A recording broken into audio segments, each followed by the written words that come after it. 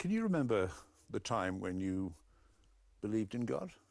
I was confirmed in the Church of England at the age of about 13, and it lasted for about another 3 years after that, I suppose till I was about 16. How did you feel? Do you remember any of the sensations? You went to church, you participated in services? It was difficult not to, being sent to a sort of very middle-of-the-road Anglican set of schools. It was just accepted. Everybody got confirmed. Everybody was an Anglican. There were almost literally no exceptions. And it just felt fairly normal. I think I began to have doubts a little bit earlier than that when I realized, I think my mother kind of pointed out to me, that there were lots of different religions and they couldn't all be right. They were entirely arbitrary whether the one you happened to be brought up in was the right one. You didn't have any rapturous moments, I No. mean, because you didn't sort of go along and pray and sort of feel, gosh, I'm in tune with the Almighty. Actually, I kind of aspired to that. At the time when I was being prepared for confirmation, I used to kind of fantasize about getting visions and things like that, and would imagine myself stealing down to the chapel in the middle of the night and being visited by an angel and things like that. I don't know whether I really believed that that sort of thing ever happened, but there was a sort of brief moment, yes. Do you feel that you were indoctrinated by your own parents? Far from it. My parents never. School, no. I mean, the only approach to it came from school, because my parents were not religious and are not religious. But at school, I suppose it was accepted. There was never any doubt about it. I mean, God was there and Jesus was the Son of God and so on. I wouldn't call it indoctrination in the sinister sense that you might get at perhaps a Roman Catholic institution, or even worse, a madrasa. It wasn't indoctrination in that sense. The Anglican version of the virus is a fairly benign one, really. But what about, because you use the word indoctrination, you would use it, what, to characterise what goes on in all faith schools? No, because I think that some faith schools, religion is kind of there in the background, but it's not systematically pumped in the way that it obviously is in some of them. So I don't think we'd want to use the word faith schools in a kind of blanket damning way for all of them. But there are certainly some in which children are taught, this is your religion, this is what you believe, all other religions are wrong, and that, I think, does deserve the word indoctrination, and it certainly does happen in quite a lot of schools. I mean, you particularly hate the idea, don't you, of labelling children in the name of their faith. I've got a thing about that, because it's so sort of strange when you think about it, and people instantly get it when you point out that you would never talk about a postmodernist child or a Keynesian child. And yet it's exactly the same thing. I mean, the child of a Keynesian economics professor would not be called a Keynesian child. It would not be automatically assumed that the child had inherited the economic beliefs of his father. But yet in religion, that's the one place we almost all, buy into that. It's almost all of us accept. You see newspaper headlines about Catholic children and Protestant children in Northern Ireland, as though there is such a thing as a Catholic child or a Protestant child. But I wonder if one needs to get quite so worked up about it. I mean, if I talked about a Jewish child, for example, I'd simply be, it'd be a sort of like a shorthand way of referring to their parents. That's right. It's an interesting grey area, because similarly, you don't mind talking about a French child or a German child. Jewish child, I think, is a sort of intermediate case, because there is such a strong cultural identity there. And so many of my Jewish friends are atheists but still call themselves Jews. And you can kind of see why. It's a kind of loyal identification with an ancient tradition. I think I'd probably do it myself. And in a way, I think of myself as a sort of cultural Christian, cultural Anglican, in the same kind of way. But I do think it's important to make a distinction between that and what you actually believe. And when people talk about a Catholic child or a Protestant child in Northern Ireland, then I think it is presumption to think that this child, because it's called a Catholic child, believes that the Virgin Mary is whatever it is, the Queen of Heaven, and literally was assumed into heaven and died a virgin, that kind of thing. A child is too young to commit itself to that kind of thing. But you're very strong in this. I think that you've actually said at one time, unless you've been misquoted, that almost that it is worse than physical abuse. Well, I didn't quite say that. What I said was that teaching children that they'll roast in hell could under some circumstances be worse than physical abuse, in the sense that it might last longer. And in the same context, I quoted a woman who wrote to me from America, who as a child, at the age of 7, had been physically abused by her Roman Catholic priest, nothing unusual there, but also a friend of hers, also aged 7, had died, and she was told by the same priest that this friend had gone to hell because she was a Protestant. And my correspondent from America said that of these two kinds of abuse, the physical abuse was the less damaging than the mental abuse. The physical abuse by the priest she soon got over. It was just yucky. But that's a very hard case, isn't it, Richard? I mean, most people's experience of growing up, even if they grow up in Catholic families, if they grow up in Methodist families, is that they're told these stories, and don't children sort of believe and half believe and reject? I'm very curious about that. I'm very interested in the things that children believe and the things that they don't. I mean, when you think about it, as a child, you're fed all sorts of Grimm's and Hans Andersen fairy stories about sleeping beauties and frogs turning into princes. And you're also fed stories about God and about Father Christmas. And somehow children usually get off the ordinary magic spells of fairy tales, and they get off Father Christmas. They don't get off God. And there's something a bit different, and I don't quite understand what it is. Children do seem to have some capacity to filter what they're told and to work out, well, that's obviously not really true, but it's a good story. But and I wonder whether it's to do with the seriousness of the tone of voice that's adopted by the adult who's telling you about it. I mean, on the face of it, there should be really no difference between being told that Jesus turned water into wine and that a witch turned a frog into a prince. I mean, they're both impossible magic tricks. But on the one hand, we have no misgivings. I mean, the child is not literally going to believe that frogs turn into princes. On the other hand, we expect a child to believe that Jesus turned water into wine. Perhaps see, in my experience, I was brought up in a Christian brothers' school, very, very strict Catholic background. When I was a teenager there, all the boys were questioning the stories they were told. You know, how do you get to heaven, they'd asked. And I wonder if you sometimes rule out the possibility of this kind of questioning which children naturally do. Obviously I don't, because many people, just about all my friends, for example, have weaned themselves off it, and you have, and I have. Clearly it very often happens, but equally you can't deny that an awful lot of times it doesn't happen, and people go to their graves believing this stuff.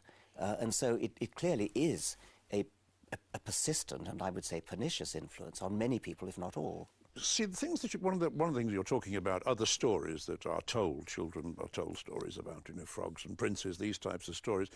But I mean, children love stories. I mean, those stories help them to understand the way the world works in many ways, don't they? What I would like to do, I think, is to see some research done, some psychological research on childhood development and the influence of fairy stories, what it is that somehow manages to differentiate frogs turning into princes from water turning into wine. There does seem to be a difference, and I'm not sure what it is, and I'm wondering whether it's the seriousness of the tone of voice in which you're told it.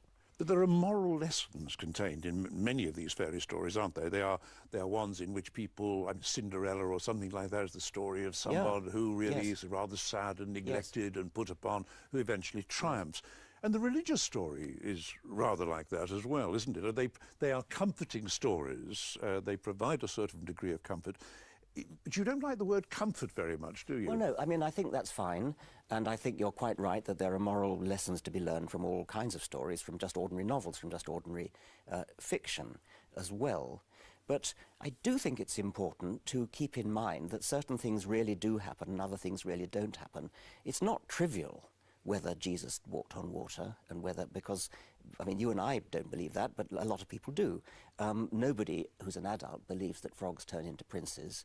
But I think all I'm saying is it would be an interesting piece of research to do, to study the influence of fairy stories of all kinds, and I include Jesus fairy stories as well as frogs and prince fairy stories, stories that are anti-factual, I wouldn't say counterfactual, anti-factual, anti-scientific, but yet may have value in enhancing imagination, may have moral value. It seems to me you're going to leave people awfully alone if you do this. I mean, I'm thinking I went along to a recent weekend at which there were humanist celebrants, the people who go along and speak at funerals where the relatives have indicated they don't wish to have a religious funeral.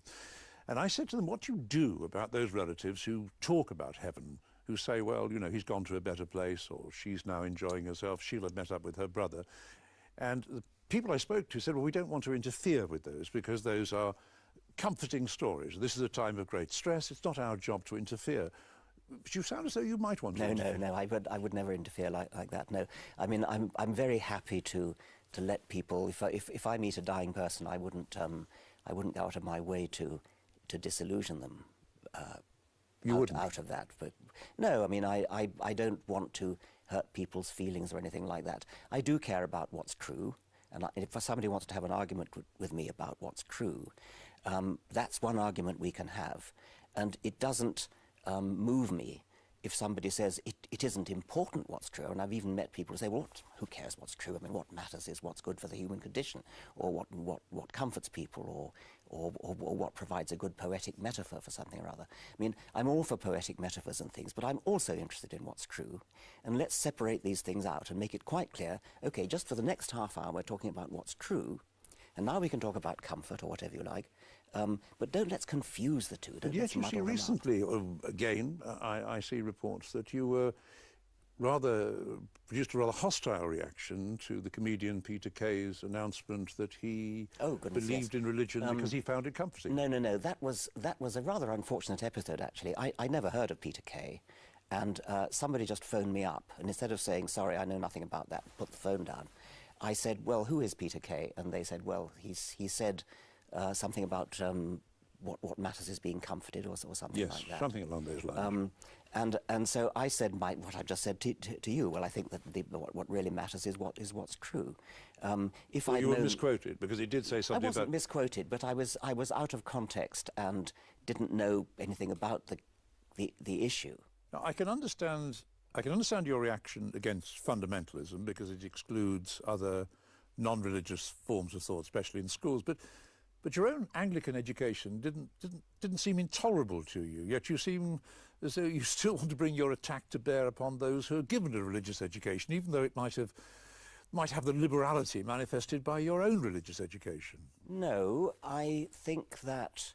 For one thing, I could come back to the point that the fact that many of us do manage to escape from this is no argument, because many don't, and so that's the first point. I think that the next point is that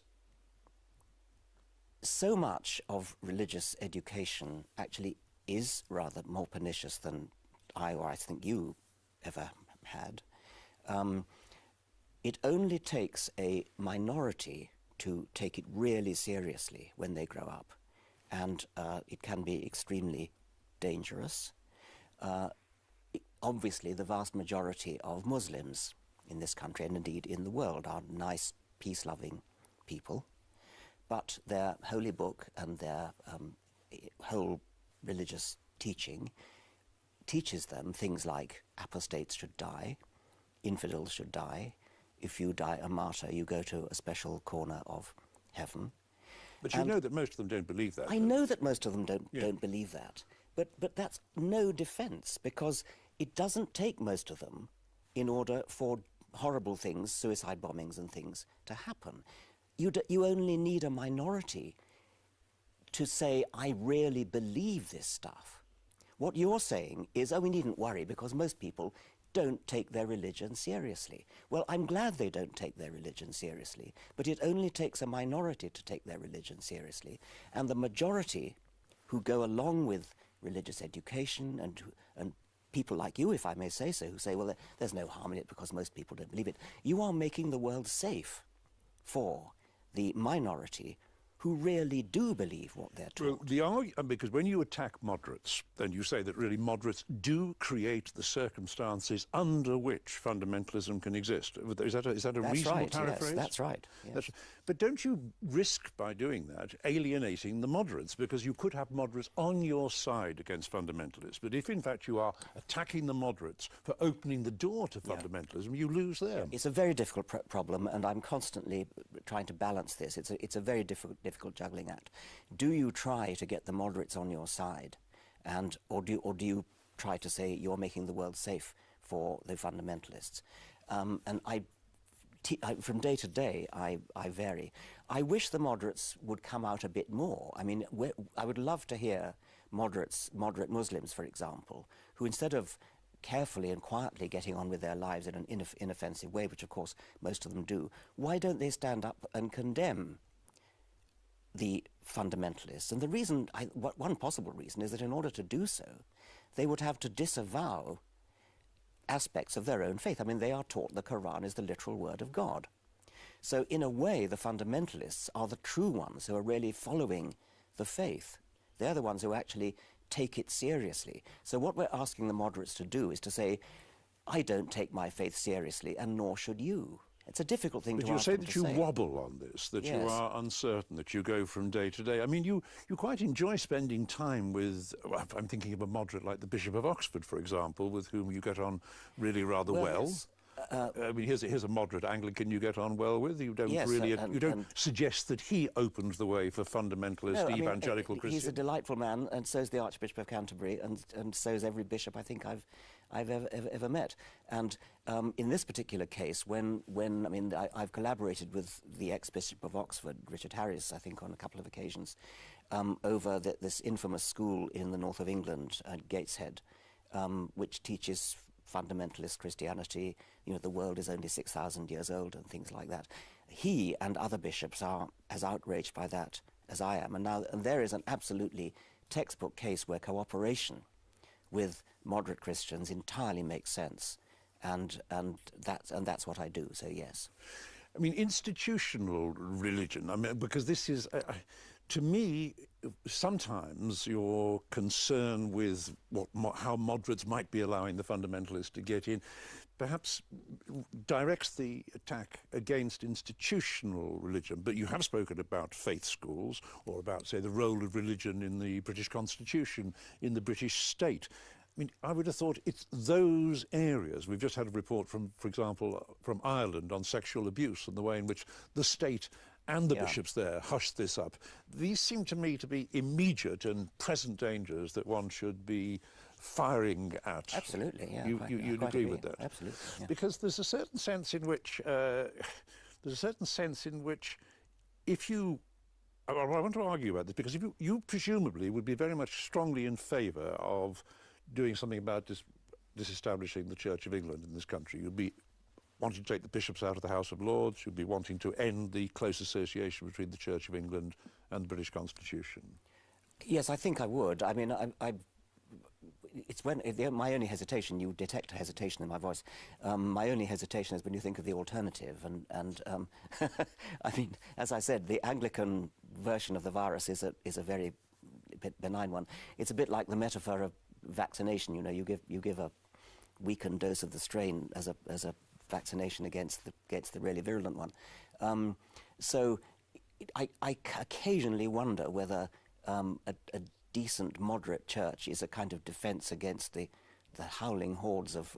So you wouldn't prefer to have a situation such as in the States, such as in the United States, where religion is kept separate from... I would actually, yes. I mean, I said I was hesitating, but when the chips are down, I would prefer to see no bishops in the House of Lords. I mean, worst of all is when people use the fact that the Anglican Church has some kind of privilege to say, oh, we want those privileges too. If we have Anglican bishops in the House of Lords, why shouldn't we have Roman Catholic bishops too? Why shouldn't we have mullahs and imams in the House of Lords? I mean, that's the worst of all possible worlds. But there's not so let's get rid of all of them. But when you do hear people say, oh, look, religion should be taken away from the state, it should be no part of it.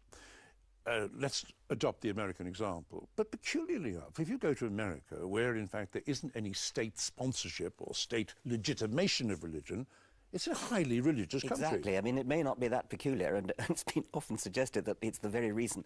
Because religion is separated from the state in America, religion has become free enterprise and has become, you know, these vast mega churches with preachers doing a kind of pop rock star act, and with bands and dancing girls and adventure playgrounds for the old age pensioners and things like that, all in the same building, and mega churches vying with each other for not only congregations, but the vast amounts of tax-free money that comes flowing in from these people. In a way, the established church in Britain is a kind of immunization against that, because in Britain religion is just boring. At least Christian religion is just boring. But how is it? How is it in the States? Well, you'd have thought there are more and more people going through higher education, more and more people, we might say, who are becoming increasingly literate and sophisticated. Religion is still so strong. I know. I mean, is it just the Barnum and Bailey effect? That There's one born every minute. You mean that? Yes. I am baffled by it. I'm puzzled by it. You've been there, you've gone around. No, there's no question about it. I don't know what your sense is. Mine is that America is almost splitting into two species. I mean, there's the sort of the educated ones who don't take any part of this, and then there's a kind of the Sarah Palin tendency, which actively resents intelligence, education, and feels looked down upon, rightly one might say, but it translates itself into a kind of political movement of resentment. And I think that fundamentalist Protestant religion, at least, tends to flourish under that kind of group paranoia. Now, what we've seen is that the death of religion, widely forecast, but it hasn't occurred. Now, I'm interested in the way this fits in with memes. And can we just talk a little bit about this? This is the idea you introduced some time ago as a sort of complementary cultural feature to genes. Now, what exactly did you mean by memes? Well, I wouldn't wish to exaggerate the importance of that. I mean, I introduced this in the last chapter of The Selfish Gene, and the whole of the rest of the book was about genes. Oh, yes, absolutely. But this applies specifically to religion, doesn't it? Well, yes, but my purpose was not to make a contribution to the study of human culture. It was rather to make a contribution to biology, in the sense of saying that if you want to understand natural selection, I've emphasized genes throughout this book, but genes aren't the only thing. Natural selection will work anywhere in the universe where you have a self-replicating entity. And a gene, a bit of DNA, is the most obvious example of that. But maybe there are others, and I just threw out the idea of a meme as a way to illustrate this. But what you meant by a meme was an idea, a set of ideas, wasn't it? I mean, religion might be... Well, the important thing is that it must, like a gene, be copied with perfect accuracy, or almost perfect accuracy. But you could, in the same way that you could have species, animals with maladaptive features, which then died out, to put it very crisply. So in the same way, there were certain cultural ideas of which religion was one, yes, which also could be expected to die out when it no longer served any adaptive function. I don't think the biological analogy is helping in this case, because the idea of a meme, if it's analogous to a gene, would not be a whole religion. It would be a particular idea in a supernatural being, yes, which is defined in such a narrow way that it could be said that when it passes from one brain to another, it passes unaltered. And so it would have to be a much smaller thing than a religion. It might be the idea that you survive your own death, or something of that sort, or the idea that Mary was a virgin for the whole of her life. These would be examples of things which could pass from brain to brain to brain to brain without being changed on the way. And so a religion would be a meme complex. It would be a whole kind of ecosystem of memes. Well, let's come into another angle then. But haven't you indicated at times that religion could be seen as something which once had adaptational functions? It provided something that was needed for people at a particular time, but now no longer did that. And I seem to remember that it somehow had persisted. It had persisted, even though it no longer worked. I think your analogy was with a moth, the idea that there was a time when it certainly made sense for moths to be oriented towards light sources, but moths that flew into candle flames. That's right. The idea of the analogy is that before humans had artificial light sources, before there were electric light and candles, the only light sources at night were celestial. Yeah. So the religion was simply was like a perverse form which had gone lingering on. Yes, I mean, I would stand by that, but I wouldn't wish to go along with you in using it as a sort of that the benefit was for humanity or something. It would have been that individuals in our ancestral past benefited from not religion per se, but from psychological predispositions which could manifest themselves in the form of religion. And the analogy with the insect is that the predisposition is the rule of thumb that's built into the insect's head, which says maintain a fixed angle to a light source, which works when all light comes from infinity, which it does if it's celestial objects, but no longer works in the case of candle flames. So the analogy there would be something like obey authority, believe your parents when whatever they tell you, and that would be something that in a wild state could be extremely valuable, because parents have information about how to survive in a dangerous world, which the child doesn't have. And so the rule of thumb, analogous to the insect one, believe whatever your parents tell you, works. But then, when the parents start telling you nonsense, superstitious nonsense, then the child brain has no way of distinguishing. It comes back to our earlier conversation about how children distinguish. I'm postulating the child's brain would have had no way of distinguishing the dire warning which the parent gives, don't step in the fire, whatever it is, don't jump over a cliff, from the nonsense, which would be, bow down to the great juju in the sky or something. You seem to think that today there's an increase in enlightenment, in rationalism, in reason, but I wonder how you reconcile that against what seems to be an increase in the number of people who subscribe to a religion. There has been a sort of shift, even in the last few decades, let alone back to the 19th century, when, say, T.H. Huxley, Darwin's great champion, was right in the vanguard of progressive thought, and yet the things that he said about black people, for example, would be appalling by aren't your examples, standards. I mean, just a little bit selective? Because, okay, you might talk about the way in which, say, homosexuality, you might talk about the improvements in women's rights, but then I might have to confront you with, Hiroshima, I might have to confront you with the Holocaust, I might have to confront you with the Gulag, yes. And say, here we have mass killings on a scale which would be unimaginable in the Middle Ages. Of course, but I mean, surely the simple answer to that is that in the Second World War, and since we've had technology which was undreamed of in the Middle Ages. I mean, just imagine if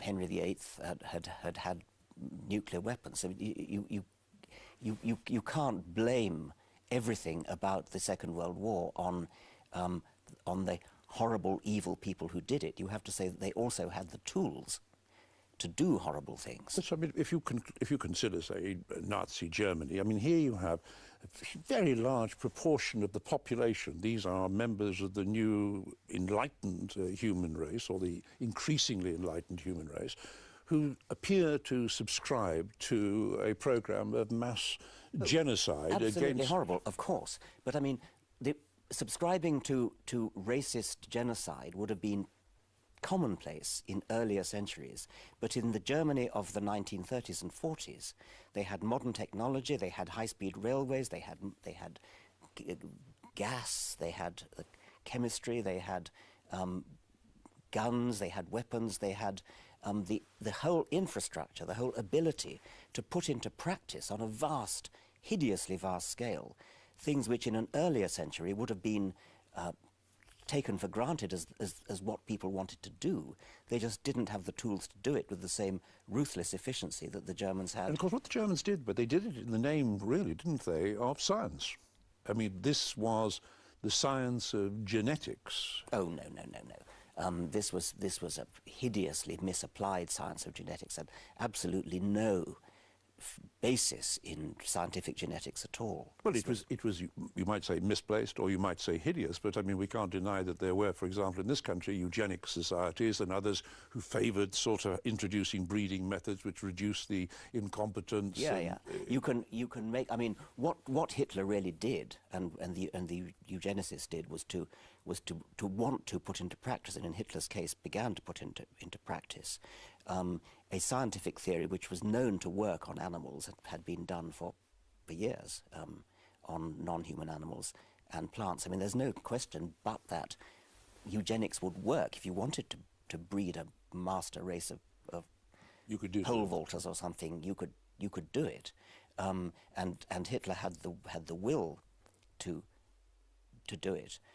So, I mean, the science was sort of there, but the difference between Hitler and us was that Hitler had the desire to do this kind of thing. But science provided the authority for it. It's not the authority. Science, in a way, is saying the same kind of thing as I'm saying when I say that Hitler had weapons at his disposal.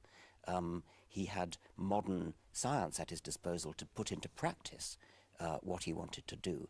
But you couldn't say that somehow science has a sort of ideological commitment. No, but isn't there, I just wondered, isn't there some danger that in constantly saying, look, science has the answers, this is where we must go, science is this, that you're increasing the authority of science, and the danger is, if you increase the authority of science, then scientific solutions to this or that problem are going to be the ones that dominate. Yeah, that is, I mean, I think what I'd say to that is that if you want to do terrible things, science is the most efficient way to do it. And if you want to do good things, science is the most efficient way to do it. Science is just and the technology you derive from science, I should say, is a very efficient way to do whatever you want to do. It becomes all the more important, therefore, to want to do the right things.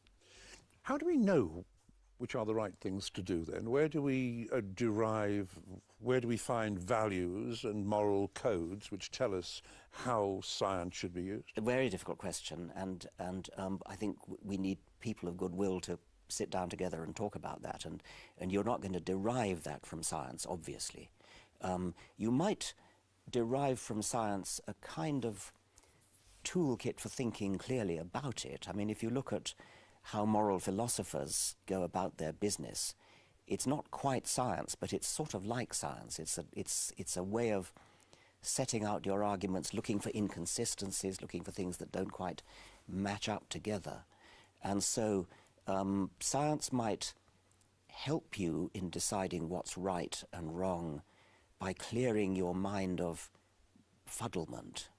So if you're dealing with a moral issue like abortion or something, science might help you to make a distinction between fetuses that are too young to feel be sentient, or that kind of thing, and it might help us to rid ourselves of a kind of absolutist morality where we say something like, human life is sacred, nothing more to be said, that's that. A scientific way of looking at morals might say, well, hang on a minute, some sentient beings can feel pain and others are not sentient, so they can't feel pain. What about the difference between a human embryo that's too young to feel pain and a fully grown chimpanzee, which has obviously the capability to feel pain, not just pain but emotional? But these are complex arguments that I can remember a survey in which parents were asked why they taught their religion to children, or why they wanted their children to go to religious school. And over again they said, well, they must know the difference between right and wrong. Now, Christianity, well, I mean, other religions, all religions, obviously have moral codes right at their heart, at their core. And let's just take the Christian one for a moment, love thy neighbour as thyself, very sort of simple, straightforward injunction to get on with your fellow human beings, to extend love to them. Presumably you'd have no objection to that, no, I mean, that morality. Presumably you wouldn't for a moment suggest that is a Christian. I mean, that's an almost universal injunction. That I suppose it can be found elsewhere, but it is a central core of Christian religion. Of course, it can be found elsewhere. It can also be derived from sensible, moral, philosophical.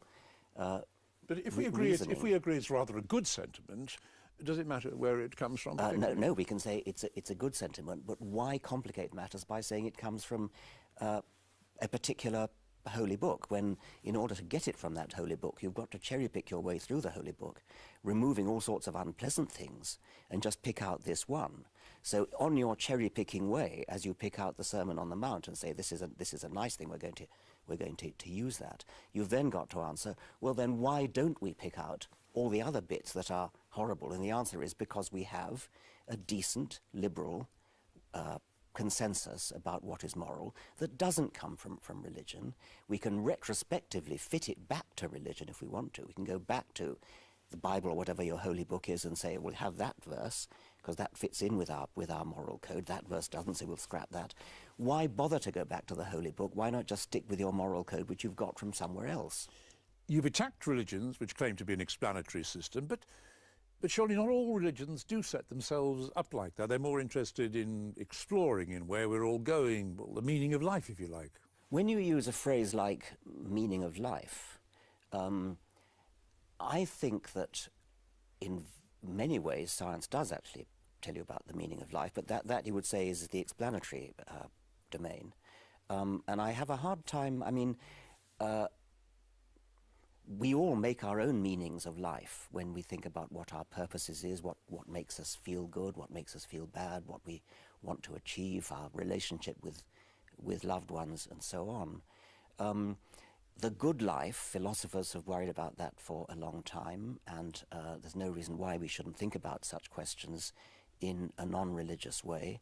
There are religions who don't, as you say, make any aspiration to explain things, but provide a sort of code for living. So you'd go easier on those. I mean, you wouldn't. Well, I'm all for codes for living, and it only seems to me to deserve the name of a religion when it starts to encroach upon the territory of talking about supernatural beings and that kind of thing, where it does become a matter of fact. I always want to stretch you just outside science. I mean, in a way, I'm trying to say to you, look, Horatio, what about philosophy which lies outside science and outside reason? And you've already mentioned, for example, falling in love. Now, this is an area, I mean, would you consider writing a book upon the notion of love, the feeling of love, the sensation of love? I mean, if you did so, presumably you'd have to say this was a very distinctive state which we didn't know too much about, but was a feeling that came over us and absorbed us, made us do all sorts of things that were very unreasonable. You would presumably want Oh, of course. I mean, I am committed to the view, and I'm sure you are too, that something like love is, although it's extremely hard to understand, in principle it's understandable. In principle, it doesn't betoken anything more than neurons firing. But when you've said that, you haven't said very much. It doesn't feel like exactly, neurons. That's the point.